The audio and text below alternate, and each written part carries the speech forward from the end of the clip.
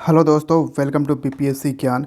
मेरा नाम है आलोक रंजन सिंह और आज के इस पर्टिकुलर वीडियो से शुरुआत हो रही है एक नए सेशन की। तो देखिए, जो हमारा डीएनडी चल रहा है यानी डेली न्यूज़पेपर डिस्कशन, जिसमें कि हम बीपीएससी एग्ज़ाम पर्सपेक्टिव से मोस्ट इम्पॉर्टेंट आर्टिकल डिस्कस कर रहे हैं। इसमें एक नया इनिशिएटिव भी जुड़ रहा है। यहाँ पे अब हम दैनिक जागरण न्यूज़पेपर को भी ऐड कर रहे हैं। और यहाँ पे हम कर क्या रहे हैं कि दैनिक जागरण न्यूज़पेपर से हम सिर्फ बिहार के करेंट अफेयर्स जो है वो हम यहाँ से निकाल रहे हैं। बिहार के न्यूज़ हम यहाँ से एक्सट्रैक्ट कर रहे हैं। यानी कि अब हम इस सेशन में क्या क्या प्रोवाइड करने वाले हैं, तो बिहार न्यूज़ के साथ साथ नेशनल प्लस इंटरनेशनल। तो नेशनल और इंटरनेशनल जो न्यूज़ होगा वो तो हम द हिंदू से ही एक्सट्रैक्ट करेंगे, और बिहार वाला जो है वो हम दैनिक जागरण से एक्सट्रैक्ट करेंगे और यहाँ पे हम आपके सामने डिस्कस करेंगे। ये एक रेगुलर बेसिस पे सेशन चलने वाला है, क्योंकि पिछले कई वीडियोस के थ्रू हमने ये बताने की आपको कोशिश की है कि आखिर न्यूज़पेपर को हम पढ़ते कैसे हैं। क्योंकि बीपीएससी के इतिहास में पहले न्यूज़पेपर का कोई ज़्यादा इम्पोर्टेंस लोग लेता नहीं था, और रिसेंटली ये पैटर्न चेंज हुआ है, तो उसमें हमें न्यूज़पेपर एक बहुत ही ज़्यादा इम्पोर्टेंट रोल प्ले कर रहा है। ठीक है, वो प्रीलिम्स का एग्ज़ाम्स हो या फिर मेंस का एग्ज़ाम्स हो या फिर इंटरव्यू हो, बहुत ज़्यादा इम्पोर्टेंट रोल प्ले कर रहा है यहाँ पे न्यूज़पेपर। तो हमें ये डिस्कशन बहुत ज़रूरी है, तो हम इसको अब रेगुलर बेसिस पे आपके लिए लेकर आ रहे हैं। और ये सेशन आपको पसंद आए तो ज़रूर लाइक, कमेंट और जो भी आपका सजेशन हो वो आप देते रहिएगा। तो आज है 9 फरवरी 2024। आज का द हिंदू न्यूज़पेपर, काफ़ी इम्पोर्टेंट आर्टिकल्स आपको इसमें मिलेंगे, तो हम ये डिस्कस यहाँ पे देखते हैं। तो पहला तो आर्टिकल है we saved economy from crisis. Government ने ये बोला, यानी कि प्रेजेंट रूलिंग गवर्नमेंट ने बोला है। अब यहाँ पे हमें यहाँ से देखिए कि इन्होंने कहा कि finance minister Nirmala Sitharaman lays white paper on concerns. White paper और उसके अगेंस्ट में कांग्रेस ने, अपोजिशन ने रिलीज़ किया है ब्लैक पेपर। तो हमें इस न्यूज़ से ये बस एक्सट्रैक्ट करना है, ये निकालना है। तो वाइट पेपर है क्या? अरे सर, वाइट पेपर तो हम जो लिखते हैं वो वाइट पेपर है। हाँ ठीक है, वो वाइट पेपर है, लेकिन ये वाइट पेपर का मीनिंग थोड़ा सा डिफरेंट है। इस वाइट पेपर का मतलब हो जाता है, जैसे यहाँ पे जो गवर्नमेंट है वो उसने पूरा वेल रिसर्च्ड ये पेपर है। इसमें बढ़िया से रिसर्च किया गया है पिछले 10 साल के, यानी कि 2004 से, हाँ 2004 से 2014, जिसमें कि यूपीए गवर्नमेंट थी। यूपीए को लीड कर रहा था कांग्रेस। ठीक है, तो उसके कार्यकाल में, वो उस 10 साल के कार्यकाल में गवर्नमेंट ने कैसा परफॉर्मेंस किया है, क्या कितना ख़राब परफॉर्मेंस किया है या अच्छा किया है, उस पे वाइट पेपर लाया है निर्मला सीतारमन जी ने। और फिर अपने 10 साल का, यानी कि ये जो 2014 में इनकी गवर्नमेंट आई है उसके, और 2000 आज अभी 24 चल रहा है, तो इसमें इन्होंने कितना अच्छा किया है, देश की इकोनॉमी को कितना बढ़ाया है। पहले कितना इकोनॉमी ख़राब होता जा रहा था, जिसको इन्होंने सही किया है। अपने अलग अलग एग्जाम्पल्स के थ्रू उन्होंने बताया है, जो कि इन्होंने अपना रिसर्च सब कुछ करवाया है, अपना अलग अलग डिफरेंट कंपनियों से या अलग अलग रिसर्च पेपर से ये वाइट पेपर बनाया गया है। तो ये गवर्नमेंट का वाइट पेपर है। ब्लैक पेपर क्या है? ये कुछ खास नहीं। ब्लैक पेपर बस यही है कि जैसे ये इन्होंने यूपीए के शिकायत में लाया है, तो ब्लैक पेपर इन्होंने लेकर आ गई रूलिंग गवर्नमेंट के शिकायत में, कांग्रेस। ठीक है, यानी कि इन्होंने बताया कि 2014 से 2024 में कुछ नहीं हुआ है, इकोनॉमी बहुत ही ख़राब जा रही है। ये सब चीज़ें ब्लैक पेपर में। तो बस इतना ही यहाँ पे जानना है, इसमें आपको और कुछ भी जानना नहीं है, बस वाइट पेपर और ब्लैक पेपर को जान गए।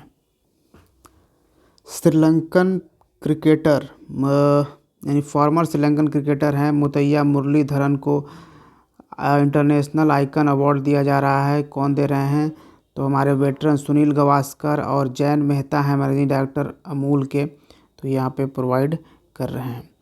फिर यहाँ पे देखिए कि साउथ की स्टेट्स, कई सारी स्टेट्स ने मिलकर, अब कर्नाटक, केरल, तमिलनाडु, ये सब मिलके सेंटर के अगेंस्ट प्रोटेस्ट कर रही है। किस मुद्दे पे? तो फाइनेंशियल मुद्दे पे कि हमें जब टैक्स का डिस्ट्रीब्यूशन हो रहा है तो हमें कम दिया जा रहा है। ठीक है, यानी कि आप ये कह सकते हो कि उनका कहना है कि जैसे नॉर्थ के स्टेट्स जो हैं उनको उसका डिस्ट्रीब्यूशन में ज़्यादा दिया जा रहा है, हमें कम दिया जा रहा है। और आपको पता है ये जो टैक्स का डिस्ट्रीब्यूशन है वो फाइनेंस कमीशन करता है। तो गवर्नमेंट ने इस पे रिप्लाई दिया है कि 15th फाइनेंस कमीशन की जो रिपोर्ट थी हमने उसके अकॉर्डिंग ही प्रोवाइड किया है। यानी इन्होंने बताया था 41% का डिस्ट्रीब्यूशन स्टेट को देना था। ठीक है, तो इसके अकॉर्डिंग ही ये प्रोवाइड कर रहे थे। ये यहाँ पे इशू है। बेसिकली ये कोई इशू नहीं है। बेसिकली यहाँ पे पॉलिटिकल मुद्दे उठाकर नॉर्थ साउथ का एक डिवीज़न क्रिएट किया जा रहा है। ठीक है, एक डिवीज़न क्रिएट किया जाए ताकि इसमें क्या हो कि अगर जैसे बीजेपी है, भारतीय जनता पार्टी, वो नॉर्थ में अगर जीत जा रही है तो वो भले ही जीत जाए लेकिन साउथ में वो जीत ना पाए। ये यहाँ की लोकल पार्टी की, स्टेट पार्टी की एक पॉलिटिकल स्ट्रेटजी है।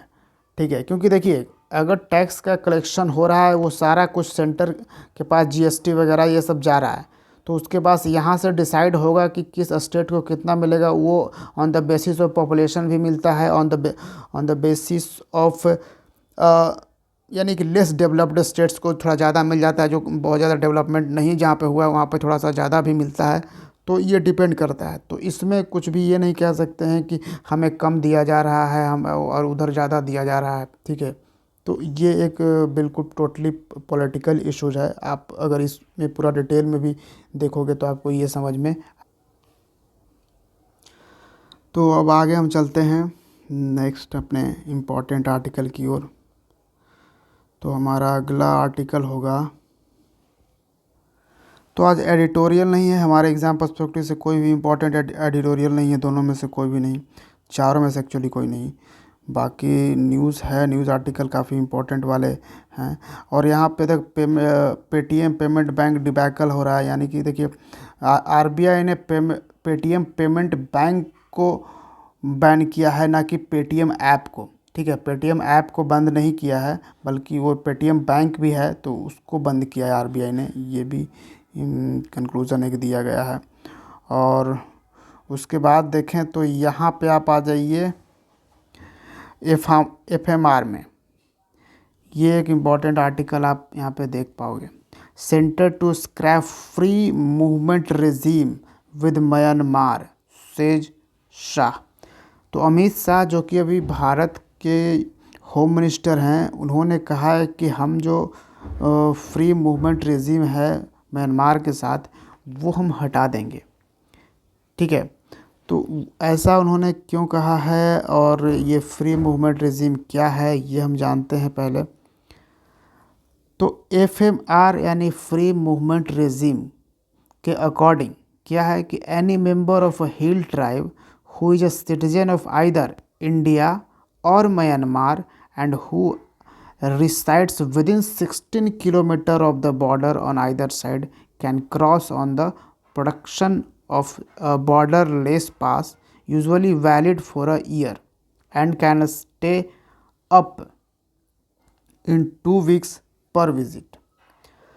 अब क्या है कि म्यांमार और इंडिया का जब बॉर्डर लगता है काफ़ी सारे स्टेट्स के साथ, जैसे अरुणाचल प्रदेश, नागालैंड, मणिपुर, मिज़ोरम के साथ वो बॉर्डर लगता है, तो यहाँ पे एक रिजीम बनाई गई थी।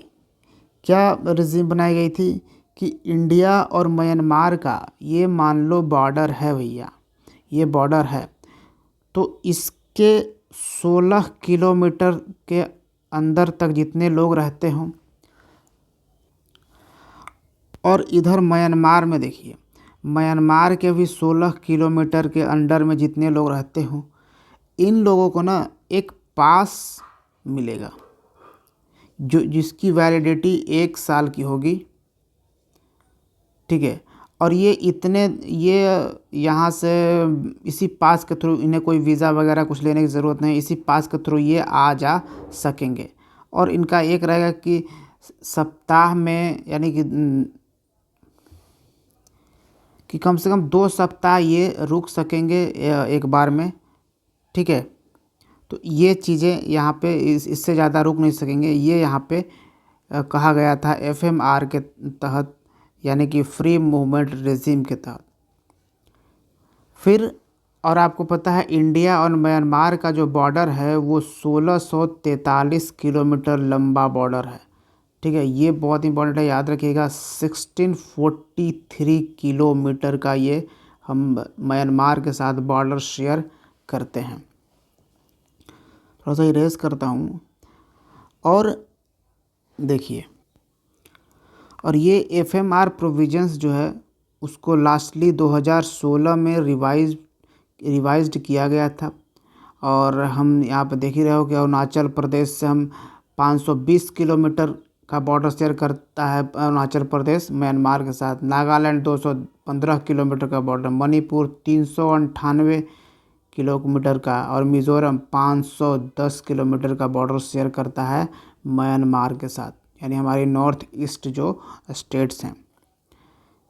ठीक है, अब यहाँ पे बात आता है कि क्यों तो फिर ये चीज़ें बंद कर दी गई। और यूनियन गवर्नमेंट जो है ये फ्री मूवमेंट को बंद करके ये प्लान कर रही है कि हम 10 kilometre stage along the border at Moreh in Manipur 2010 में हो चुका था, और 4 किलोमीटर फेंसिंग जो है, यानी कि पूरा बॉर्डर को हम बिल्कुल एकदम स्ट्रिक्टली फेंस कर देंगे, बिल्कुल वहाँ पे घेर देंगे। ठीक है, ये भी एक डिसीजन लिया गया है। फिर सेवरल ड्रॉबैक्स हैं इसके FMR के, यानी कि जो हमने फ्री मूवमेंट रेजिम दिया वहाँ के अगल बगल, यानी 16 किलोमीटर के लोगों को इस तरफ उस तरफ जाने का, उसका बहुत ज़्यादा दुरुपयोग हो रहा था। There is no standard document और border pass recognise by both the country.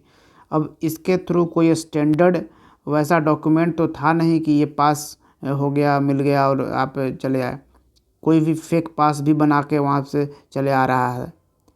ठीक है, फिर एक implementation of FMR through border passes is done by the state government officials, और ये स्टेट गवर्नमेंट के थ्रू किया जा रहा है। Though as Assam Rifles a central force is deployed along the Myanmar border. Myanmar border पे असम राइफल्स तो appointed है, लेकिन फिर भी ये जो रेजिम है ये किसके अंडर काम कर रहा था, तो स्टेट गवर्नमेंट ऑफिशियल्स के अंडर काम कर रहा था।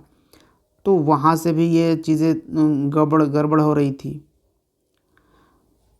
फिर the officials added that the FMR allows each cross border visit to last only 2 weeks। There is no mechanism to check whether when a person enter the country. अब इसमें कहा गया था कि 2 सप्ताह ही रह सकते हैं, लेकिन ऐसा कोई प्रमाण करने का था ही नहीं कि उसने 2 सप्ताह ही रुका है या 2 सप्ताह के लिए ही गया है। कब से वो गया है, कब से नहीं गया है, ये सारी चीज़ें कुछ भी बढ़िया से स्ट्रिक्टली यहाँ पे नहीं हो रही थी। अब जिसके कारण जो इंसर्जेंट ग्रुप है, ठीक है, म्यांमार में हो या फिर यहाँ पे मणिपुर में हो, जो हाल फिलहाल में आपने देखा होगा मणिपुर में काफ़ी ज़्यादा वायलेंस हुए हैं।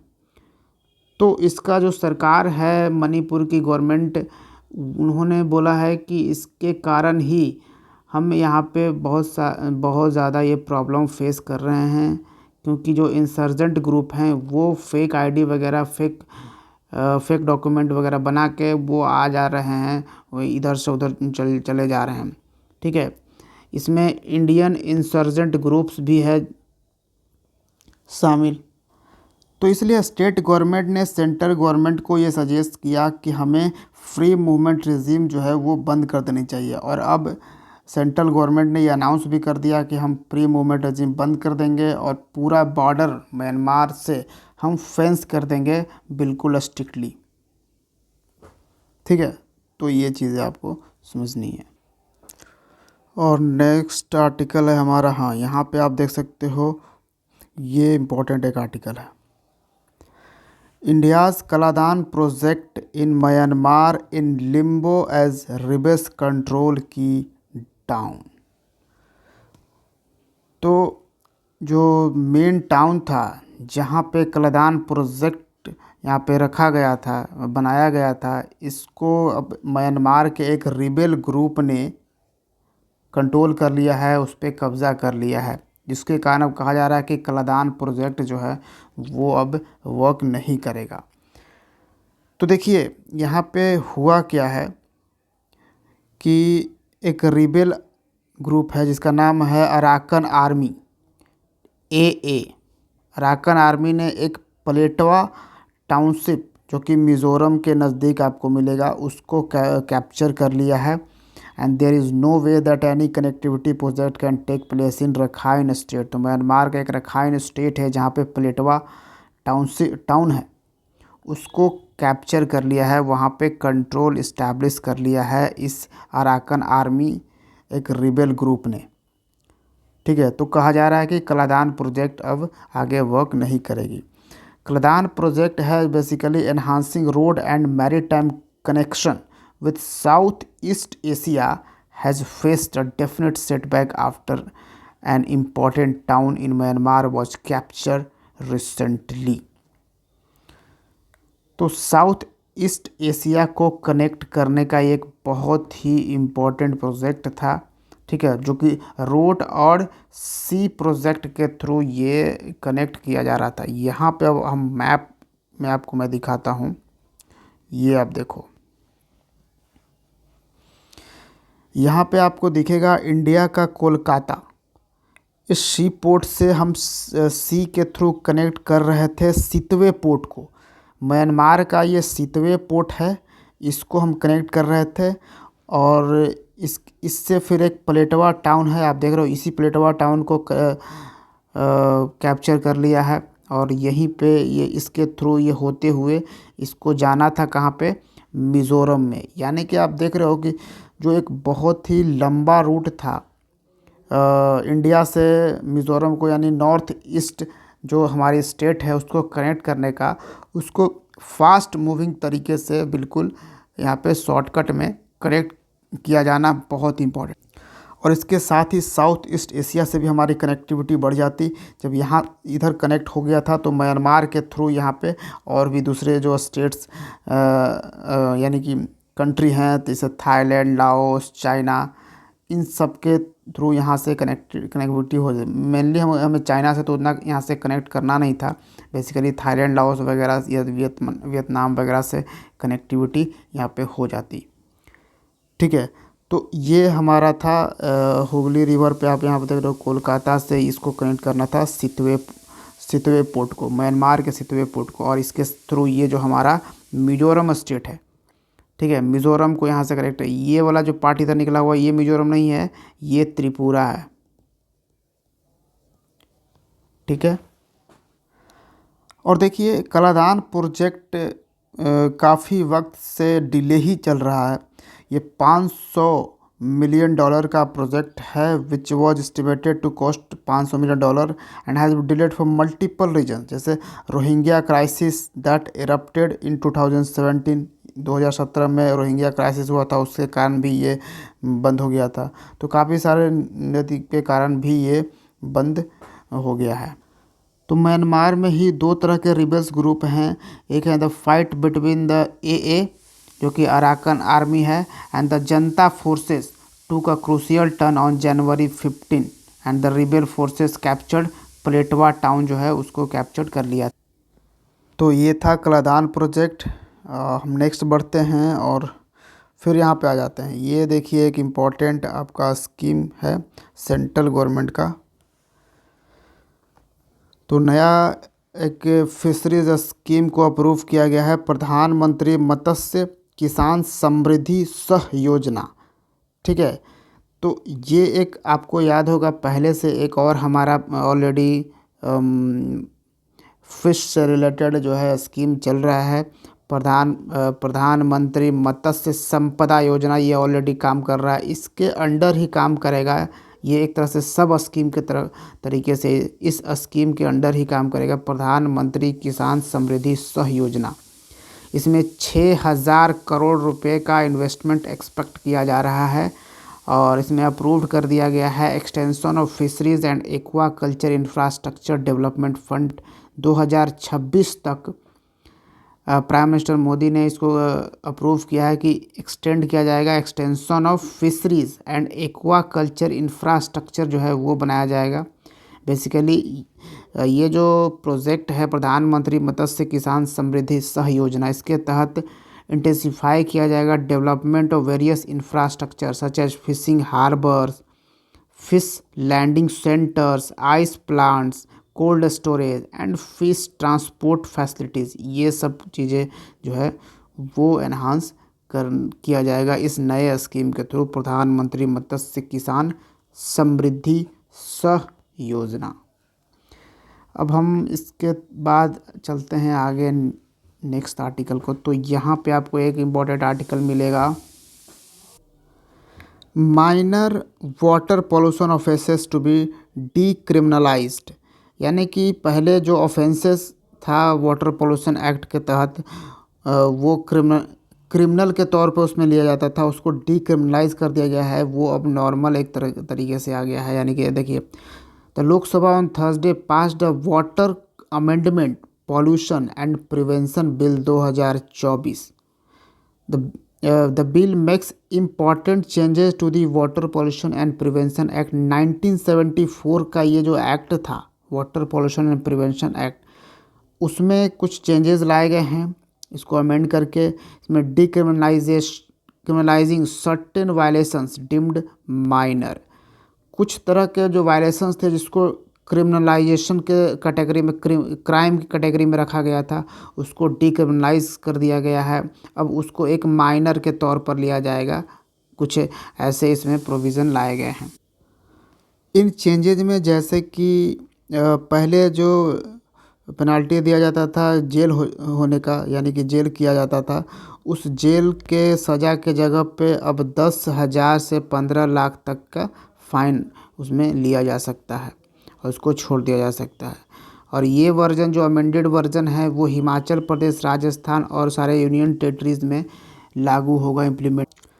और इस अमेंडेड एक्ट के थ्रू सेंटर को ये पावर मिलता है, ये एक्ट एम्पावर करता है सेंटर को कि वो रूल्स बना सकती है, ताकि जो स्टेट के पॉल्यूशन कंट्रोल बोर्ड का चेयरमैन सेलेक्ट किया जाता है ना, उसके रिलेटेड रूल्स जो है वो सेंटर बना सकती है। बेसिकली सेंटर उसको अपॉइंट कर सकती है और कुछ जो गाइडलाइंस बना सकती है that states can follow for the grant refusal और cancellation of consent by any state board for establishing industries and new operating processes. ठीक है, तो ये सारा कुछ सेंटर के हाथ में आ जाएगा। ये चीज़ें यहाँ पे लाई गई है। और एक मोस्ट इम्पॉर्टेंट आर्टिकल इधर भी आप देख सकते हो, preferential treatment of most backward is not tinkering with presidential list, supreme court ने ये कहा है। तो देखिए, सुप्रीम कोर्ट का ये रिलेटेड ये न्यूज़, ये अमेंडमेंट या सुप्रीम कोर्ट किसी भी आर्टिकल को लेकर कुछ चीज़ें बोलती है तो वो एक बहुत ही इम्पॉर्टेंट हो जाता है हमारे एग्ज़ाम पर्सपेक्टिव से। आप मेंस का ले लो या फिर आप प्रीलिम्स का ले लो, ठीक है। तो ये हमें ज़रूर इस तरह की चीज़ें पढ़नी चाहिए। अब यहाँ पे सुप्रीम कोर्ट का कहना है कि जो स्टेट्स अपने अपने राज्य में अलग अलग SC ST शेड्यूल्ड कास्ट और शेड्यूल्ड ट्राइब के अंदर भी जो बहुत ज़्यादा पिछड़ा वर्ग, उससे भी पिछड़ा वर्ग में जो खुद से डिवाइड कर ले रही है, ये राष्ट्रपति के, यानी कि ये पावर तो प्रेसिडेंट को दिया गया है, प्रेसिडेंट के लिस्ट से भी ये चीज़ें अलग की जा रही है। तो ये सही नहीं है, ऐसा सुप्रीम कोर्ट कहने की बात कर रहा है। यहाँ पे कह रहा है कि article 341 and Article 342 empower the president to draw up a list of scheduled castes, scheduled tribes।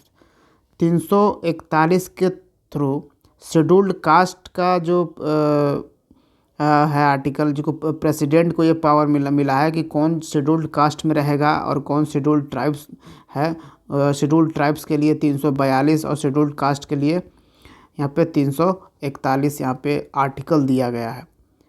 तो ये राष्ट्रपति के पास पावर है। द इंक्लूजन और exclusion of any caste, race और tribe from the presidential list is done by the parliament through legislation. और अगर किसी कास्ट को किसी लिस्ट से निकालना है, inclusion of any caste, race और ट्राइब, तो ये प्रेसिडेंशियल लिस्ट से, तो ये सिर्फ पार्लियामेंट कर सकती है लेजिस्लेशन के थ्रू, ये स्टेट नहीं कर सकता है। ये सुप्रीम कोर्ट कह रहा है। और आपको पता होगा कई सारे स्टेट जो है SC ST के अंडर भी कई तरह के सब कैटेगराइज करके उन्हें रिजर्वेशन प्रोवाइड कर रहे हैं। तो सिंपल सा फंडा है कि सुप्रीम कोर्ट का कहना है कि ठीक है, आप रिजर्वेशन दे रहे हो, लेकिन क्या सच में आप इक्वलिटी दे रहे हो? क्या ये इक्वलिटी है? क्या उनके साथ ये दुर्व्यवहार नहीं है? जिस स्टेट में ये चीज़ें इस कैटेगराइजेशन मतलब कि उसके अंडर कैटेगराइजेशन नहीं हो रहा है और दूसरे राज्य में बहुत ज़्यादा बेनिफिट उठा रहा है SC ST, और किसी राज्य में वो SC ST वाले जो लोग हैं वो बेनिफिट उठा ही नहीं पा रहे हैं। तो ये तो यहाँ पर फिर भी इक्वलिटी नहीं पा रही है। इक्वलिटी का भाव यहाँ से नहीं आ रहा है। The bench is examining the question whether the states can specify particularly backward groups within the scheduled caste category and extend them first preference in quota benefits. Such यहाँ पे आप देख सकते हो, scheduled caste were a homogeneous group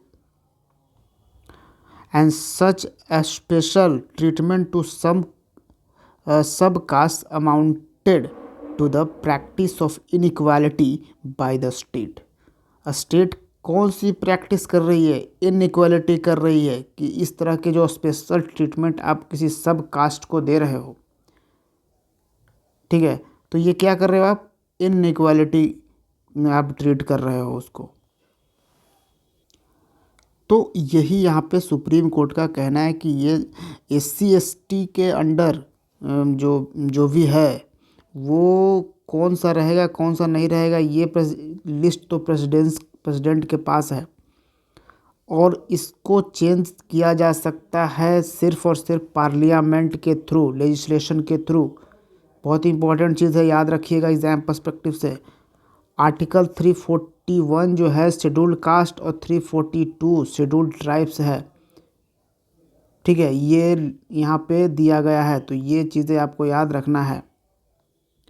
How is that tinkering with the list under Article 341? There is no entry or exit from the list. Justice B.R. Gawai, one of the 7 judges on the Constitution bench, headed by Chief Justice of India D.Y. Chandrachud, ये चीज़ें इन्होंने पूछी है कि कैसे कोई state इस तरह से सब कैटेगराइज करके उन्हें बेनिफिट दे सकता है और कुछ लोगों को बेनिफिट नहीं मिल पा रहा है। ठीक है, और आज का एक लास्ट आर्टिकल जो कि दैनिक जागरण न्यूज़पेपर से है बिहार रिलेटेड। तो बिहार लघु उद्यमी योजना लॉन्च कर दिया है चीफ मिनिस्टर नीतीश कुमार ने। क्या नाम है? बिहार लघु उद्यमी योजना। इसके थ्रू यानी कि एक रिपोर्ट आया था कास्ट सेंसस। ठीक है, क्या लाया गया था? कास्ट सेंसस लाया गया था। उसके रिपोर्ट के थ्रू हमें क्या मालूम चला था कि 94 लाख से अधिक गरीब परिवार हैं बिहार में जिनकी मासिक आय, मंथली इनकम 6,000 रुपये से भी कम है। तो सरकार इन्हें स्वावलंबन के लिए 3 किस्तों में 2 लाख रुपए की राशि उपलब्ध कराएगी। तो 2 लाख रुपए दिया जाएगा, 3 किस्तों में इन्हें किया जाएगा ताकि वो यहाँ पे छोटे मोटे रोज़गार कर सके। यहाँ पे नाम ही आप देख रहे हो कि बिहार लघु उद्यमी योजना है। ठीक है, तो बिहार लघु उद्यमी योजना की शुरुआत हर घर उद्यमी हर घर रोजगार थीम के तहत की गई है। क्या थीम क्या है ये भी याद रखिएगा। कुछ भी पूछ सकता है बीपीएससी, ठीक है। बिहार लघु उद्यम योजना की शुरुआत किस थीम पर की गई है? तो हर घर उद्यमी हर घर रोजगार, हर घर उद्यमी हर घर रोजगार। उसके बाद मुख्यमंत्री ने कहा कि इस योजना के लिए जितनी राशि की ज़रूरत होगी सरकार उसे खर्च करेगी। यानी 3 किस्तों में लाभुकों को मिलेगी राशि। पहली किस्त यानी पहला इंस्टॉलमेंट में 25%, दूसरा इंस्टॉलमेंट 50% एंड तीसरा जो इंस्टॉलमेंट होगा उसमें भी 25% उपलब्ध कराया जाएगा, ठीक है।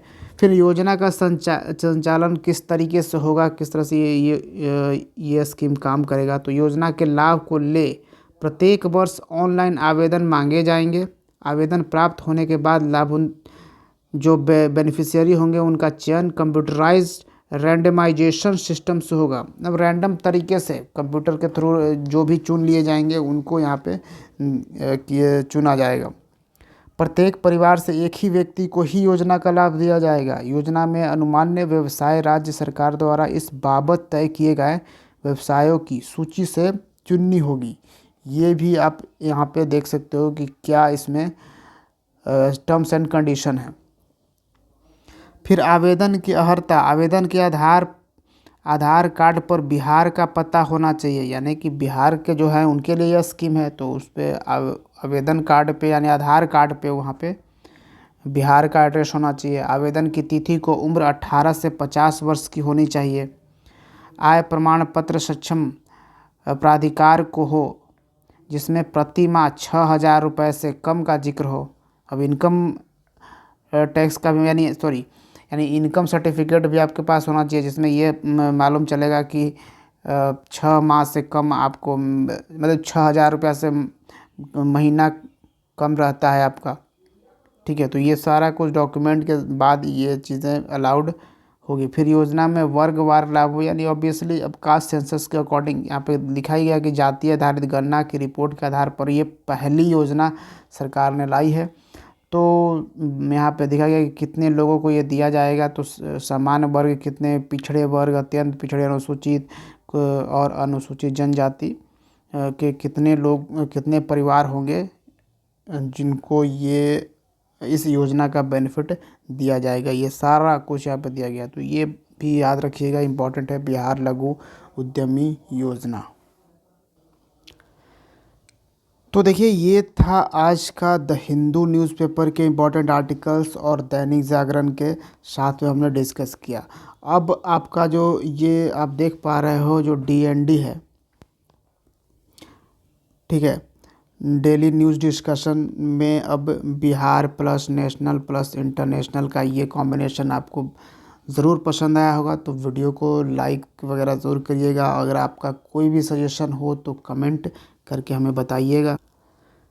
तो ठीक है, चलिए मिलते हैं हम BPSC ज्ञान के अगले वीडियो में। Thank you for watching. जय हिंद।